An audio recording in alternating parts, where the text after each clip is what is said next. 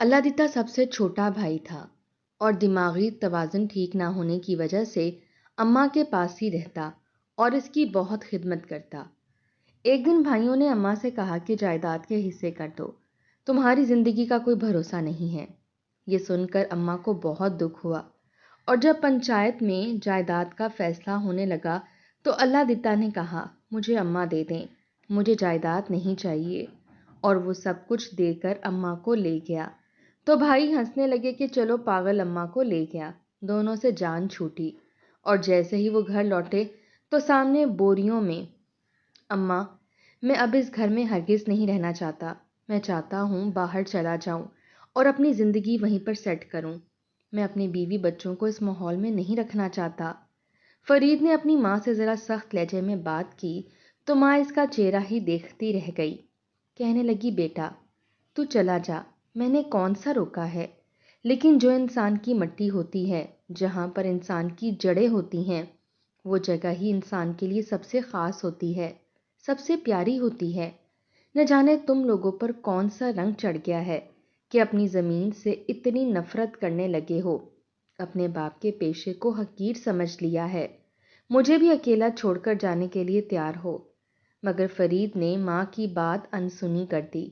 کہنے لگا آج کا دور امی ترقی یافتہ ہے، ہر کوئی زندگی میں آگے بڑھنا چاہتا ہے، وہ چاہتا ہے کہ اپنی بیوی بچوں کو ہر طرح کی سہولیات دے، کسی قسم کی کوئی کمی نہ رہے، زمانے کے ساتھ قدم سے قدم ملا کر چلے۔ بیٹا یہ کام تو یہاں رہ کر بھی کیا جا سکتا ہے، جو چاہو اپنے بچوں کو سہولتیں دے دو، لیکن اپنے ابا کی زمین چھوڑ کر نہ جاؤ۔ تم جاؤ گے تو راشد اور علی بھی جانے کو کہیں گے، میرا تم لوگوں کے سوا کون سا سہارا ہے؟ تم بھی یہ بات اچھی طرح جانتے ہو، پھر بھی ایسی باتیں کر رہے ہو۔ مگر فرید ماں کی بات سن کر بفر گیا۔ کہنے لگا کیسی ماں ہو، ذرا بھی اپنی اولاد کی خوشی کا خیال نہیں ہے، چاہتی نہیں کہ اولاد ترقی کرے، زندگی میں آگے بڑھے اور دنیا کے ساتھ مقابلہ کرنے کے لیے تیار ہو۔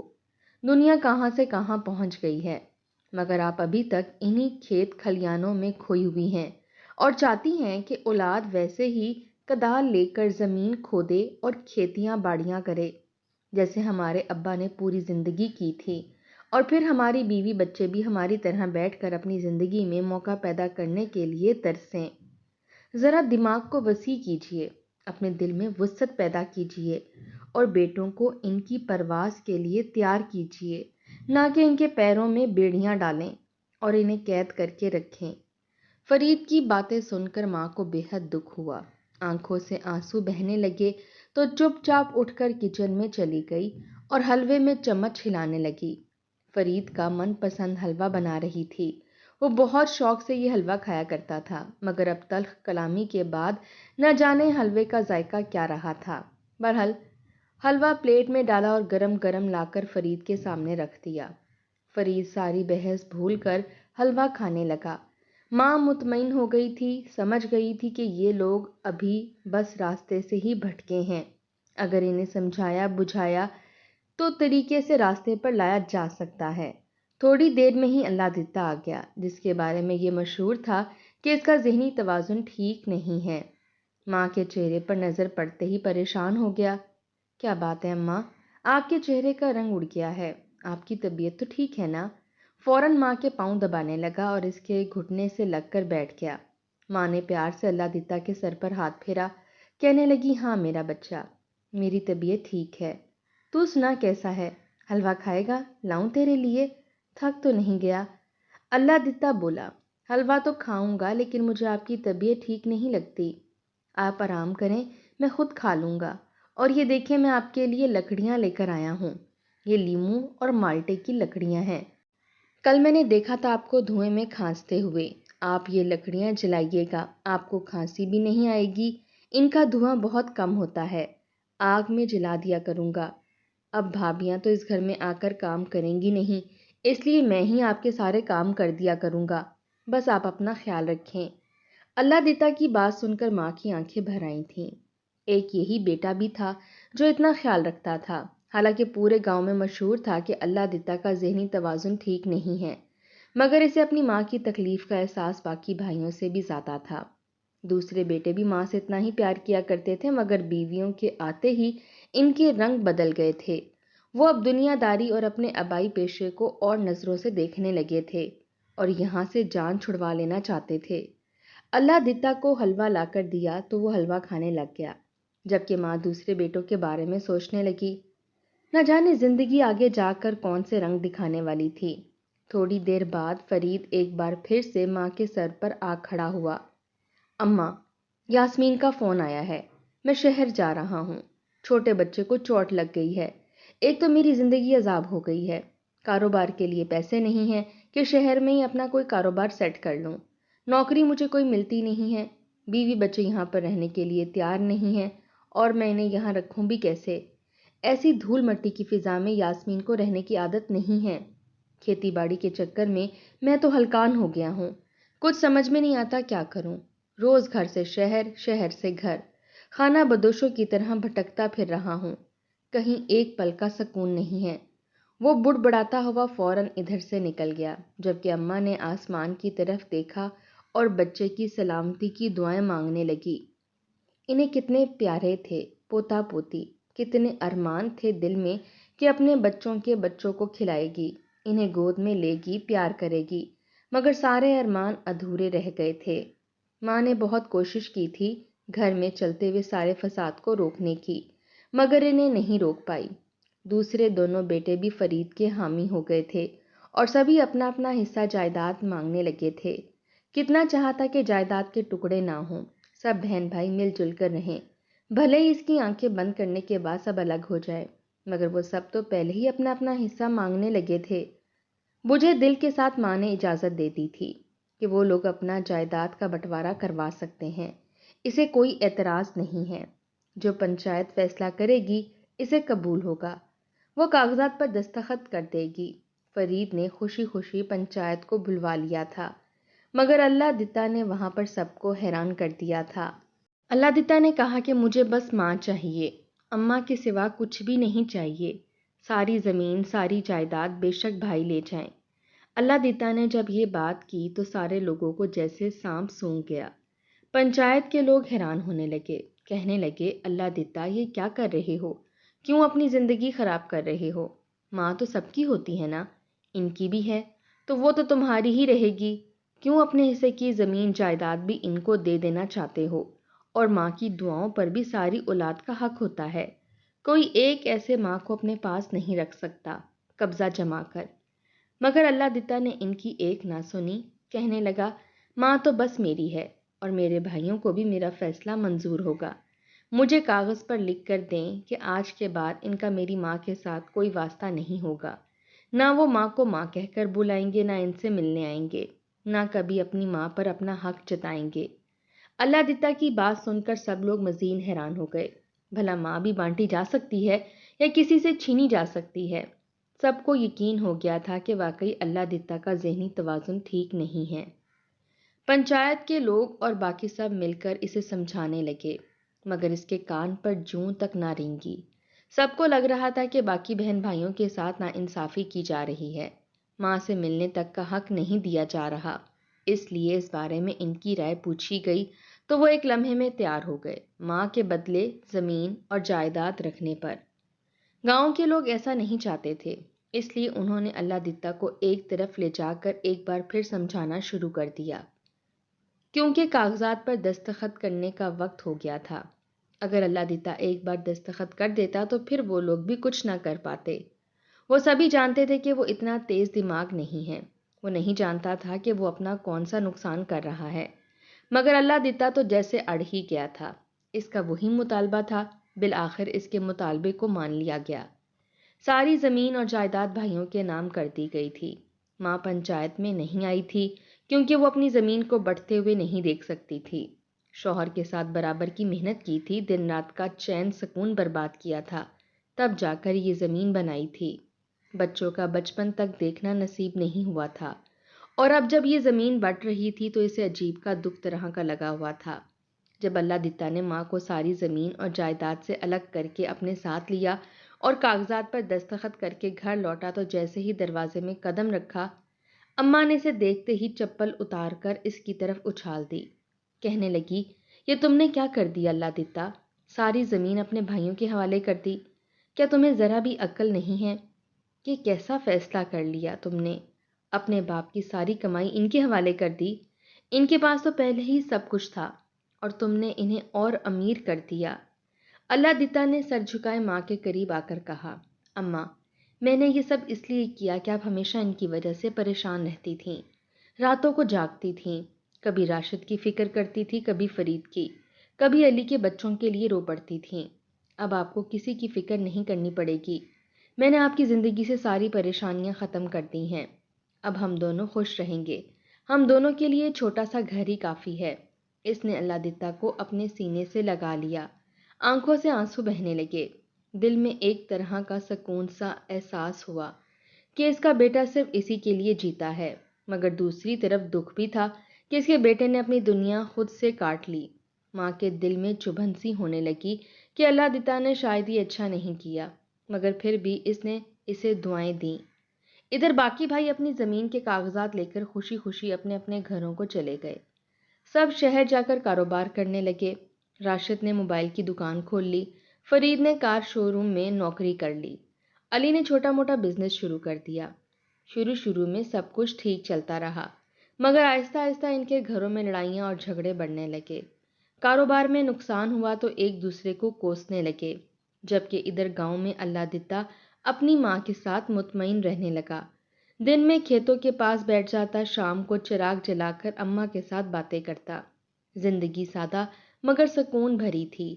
لیکن ایک دن علی کی بیوی، جس کی بہن کا رشتہ اللہ دتا کے ساتھ طے ہوا تھا، وہ رشتہ توڑنے کا اعلان کر گئی۔ کہنے لگی، زمین کی وجہ سے ہم نے رشتہ کیا تھا، اب جب زمین ہی نہیں رہی تو رشتہ کرنے کا کیا فائدہ؟ یہ بات سن کر اللہ دتا چپ سا ہو گیا۔ اماں کے چہرے پر غم کے سائے پھیل گئے۔ وہ فوراً اٹھی اور پنچایت کو بلوا لیا۔ پورا گاؤں جمع ہو گیا۔ چودھری صاحب نے سب کے سامنے کہا کہ یہ فیصلہ اب علی کی بیوی کے ہاتھ میں ہے۔ اگر وہ چاہے تو رشتہ قائم رہے، ورنہ ختم کر دیا جائے۔ لوگ چہمگوئیاں کرنے لگے۔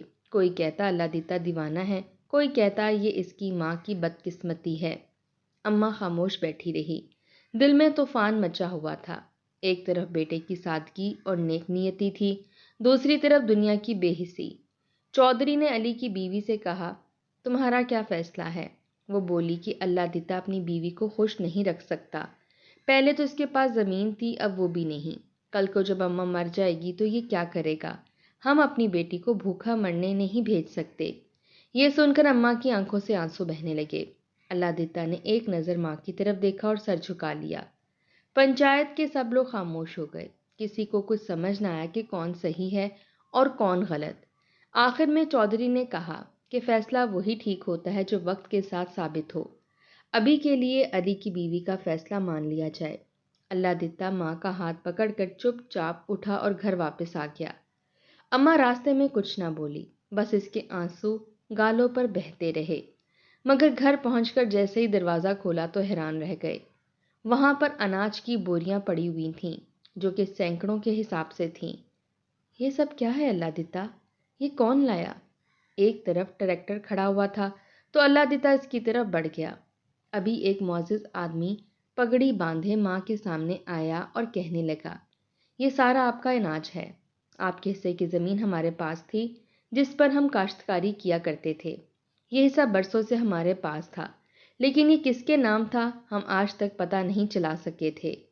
ہم آپ کی تلاش کرتے رہے لیکن آپ ہمیں نہیں ملی۔ جو بھی زمین سے اناج ہوتا تھا ہم سنبھال کر رکھتے تھے، اور اب یہ اناج آپ کے حوالے ہے۔ ہم جو محنت مزدوری اور خرچے کرتے تھے وہ سب نکال کر جو بھی منافع ہوتا تھا وہ سب اکٹھا کرتے رہے تھے۔ اب آپ مل گئی ہیں تو ہم یہ زمین آپ کے حوالے کرنا چاہتے ہیں۔ اس نے کاغذات اللہ دتا کی ماں کی طرف بڑھا دیے، جبکہ ماں کی آنکھوں سے آنسو بہنے لگے۔ کہنے لگی، مجھے تو معلوم ہی نہیں ہے میری کون سی زمین ہے اور یہ کیسی زمین ہے۔ تب اس آدمی نے ماں کو ساری تفصیلات سمجھائیں کہ وہ زمین ان کی ماں کی تھی، یعنی اللہ دتا کی نانی کی تھی۔ ان کے مرنے کے بعد وہ زمین ان کو ہی ملنی تھی، مگر انہیں اس بارے میں کچھ خبر نہیں تھی، اس لیے انجان رہے، اور اصل مالک کو ڈھونڈنے میں بھی انہیں کافی دیر لگ گئی۔ اللہ دتا کی ماں حیران تھی کہ دنیا میں ایسے لوگ بھی ہوتے ہیں جو اس قدر ایماندار اور مخلص ہوتے ہیں۔ اس نے آنے والے آدمی کا شکریہ ادا کیا، اسے چائے پانی پلایا اور خوب آؤ بھگت کی۔ تب تک پورے گاؤں میں یہ بات پھیل چکی تھی کہ اللہ دتا کی ماں کے پاس ڈھیروں زمین نکل آئی ہے، جس کا منافع کئی سو اناج کی بوریوں کی صورت میں اس کے پاس آ چکا ہے، اور پیسہ بھی بہت سارا آ گیا ہے۔ باقی بیٹوں کو خبر ہوئی تو وہ بھی دوڑے دوڑے ماں کے پاس چلے آئے، لیکن اب کی بار اللہ دتا نے ڈنڈا اٹھا لیا اور دروازے میں کھڑا ہو گیا۔ یہ میری ماں ہے اور تم لوگوں نے پوری پنچایت میں کاغذات پر دستخط کیے ہیں، میرے حصے کی زمین بھی لے کر گئے ہو۔ خبردار اگر تم نے میری ماں پر حق جتانے کی کوشش کی یا اسے ماں بھی کہا، سب کے سب دفع ہو جاؤ یہاں سے۔ یہ ابا کا گھر اور یہ ماں، یہ دونوں میرے ہیں۔ بھائیوں کو تسلی نہ ہوئی تو انہوں نے پنچایت بٹھا لی، لیکن پنچایت والوں نے اس بار انہیں ہی لان تان کی تھی اور کہنے لگے تب تمہیں ذرا احساس نہیں ہوا جب تم نے اپنی ماں کو زمین اور جائیداد کے بدلے میں دے دیا تھا، تو اب اس کی جائیداد دیکھ کر کیوں اتنے ہڑبڑا رہے ہو؟ تم سب لوگ یہاں سے دفع ہو جاؤ اور اللہ دتا کو اس کی ماں کے پاس رہنے دو۔ اب ماں کے پاس جو کچھ بھی ہے اس پر صرف اللہ دتا کا حق ہے۔ بھائی اپنا اپنا منہ لے کر واپس چلے گئے۔ اب تو علی کی بیوی کو بھی احساس ہو گیا تھا کہ اس نے فیصلہ لینے میں بہت جلد بازی کر دی۔ انہوں نے دوبارہ رشتہ کرنے کی کوشش کی، مگر اب کی بار اللہ دتا نے انکار کر دیا اور کہنے لگا تم لوگوں نے میری ماں کو رلایا، اس لیے اب مجھے کسی سے شادی نہیں کرنی اور نہ ہی مجھے اپنی زندگی میں کسی کی ضرورت ہے۔ میں اور میری ماں دونوں ایک دوسرے کے لیے کافی ہیں۔ ماں تو اللہ کا شکر ادا کرتے نہیں تھک رہی تھی جس نے اسے اتنا اچھا بیٹا دے دیا تھا۔ پورے گاؤں والے بھی اللہ دتا کی تعریفیں کر رہے تھے اور کہہ رہے تھے کہ اس نے اپنی ماں کو رکھا ہے، اس لیے اللہ تعالیٰ نے اسے اتنا بڑا انعام دے دیا ہے۔ ذرا سی زمین کے بدلے میں اتنی ڈھیروں زمین مل گئی ہے۔ اللہ دتا نے اپنی ماں کا خوب صدقہ دیا اور پھر دونوں مل کر ہنسی خوشی رہنے لگے۔ جب ایک دن گاؤں کا چودھری اپنی بیٹی کا رشتہ لے کر اللہ دتا کی ماں کے پاس آ گیا، کہنے لگا میری بیٹی کو آپ جیسی ماں کی ضرورت ہے جو اس سے بہت زیادہ محبت کرے، اور آپ کے بیٹے سے بڑھ کر میری بیٹی کے لیے کوئی بھی اچھا جیون ساتھی نہیں ہوگا۔ ماں ہچکچانے لگی اور کہنے لگی لیکن میرے بیٹے کا ذہنی توازن ٹھیک نہیں ہے۔ تب چودھری کہنے لگا اسی کا ذہنی توازن تو سب سے زیادہ ٹھیک ہے۔ جہاں پر کوئی بھی اپنے ماں باپ کو نہیں پہچانتا، ان کی قدر نہیں کرتا، اس بچے نے اپنی ماں کی صحیح قدر کی ہے، جس کا انعام بھی اللہ تعالیٰ نے اسے دے دیا ہے۔ میری بیٹی کے لیے آپ کے بیٹے سے بہتر کوئی بھی نہیں مل سکتا، اس لیے بلا کسی ہچکچاہٹ کے اس رشتے کو قبول کر لیجئے۔ یہ میری خوش نصیبی ہوگی۔ اگر آپ انکار کر دیں گی تو مجھے لگے گا جیسے میری بیٹی لائق ہی نہیں ہے آپ کی بیٹی بن سکے۔ اماں ان کی بات سن کر حیران ہی رہ گئی تھی، مگر خوشی کے مارے فوراً یہ رشتہ قبول کر لیا۔ چودھری کی بیٹی کو انہوں نے دیکھ رکھا تھا، وہ بے حد خوبصورت تھی اور پڑھی لکھی بھی تھی۔ اگر ان کے بیٹے کے ساتھ اس کی شادی ہو جاتی تو یقیناً اللہ دتا کی زندگی سنور جاتی۔ وہ جو ہمیشہ اللہ دتا کے مستقبل کو لے کر غمگین رہتی تھی، اب تسلی ہو چکی تھی، ان کے سارے خدشات دور ہو گئے تھے۔ اب اگر وہ آنکھیں بند کر بھی لیتی تو انہیں اطمینان تھا کہ اللہ دتا کی زندگی میں ایسی عورت ہے جو قدم با قدم اس کا ساتھ دے گی، اسے سنبھال لے گی، اور اگر کوئی اللہ دتا کو دھوکہ دینے کی کوشش کرتا تو یقیناً اسے بھی منہ توڑ جواب دیتی۔ کچھ عرصے میں اللہ دتا کی شادی چودھری کی بیٹی سے ہو گئی۔ بھائی اور بھابھیوں نے بھی شادی میں شرکت کی تھی اور بے حد پچھتاتے رہے تھے۔ انہیں اس بات کا احساس ہو گیا تھا کہ اللہ دتا ان کا بہت اچھا بھائی تھا جس نے بنا غرض کے ان سب سے محبت کی تھی، مگر انہوں نے اپنی غرض میں اسے تنہا چھوڑ دیا تھا۔ لیکن اللہ دتا نے اسے تنہا نہیں چھوڑا تھا۔ آج اللہ دتا کی بیوی سب سے زیادہ خوبصورت، پڑھی لکھی اور سمجھدار تھی اور امیر گھرانے سے تھی۔ اللہ دتا کے پاس ماں بھی تھی اور ماں کی ڈھیروں دولت بھی تھی، جبکہ وہ لوگ صرف دولت لے کر یہاں سے نکل گئے تھے، کاروبار لگا لیا تھا، مگر دعاؤں سے محروم تھے۔ ماں کا دل دکھا کر آئے تھے، اس لیے ترقی نہیں کر سکے۔ اب خالی پن کا احساس انہیں ہر وقت ہوتا رہتا تھا۔ گاؤں میں گزارا ہوا وقت یاد آتا، ماں باپ یاد آتے، لیکن اب پچھتاوے کے سوا ان کے لیے کچھ بھی نہیں بچا تھا۔ وہ جتنا پچھتاتے اتنا ہی کم تھا۔ بے شک ماں باپ کی خدمت کرنے کا صلہ اللہ تعالیٰ بہترین دیتے ہیں۔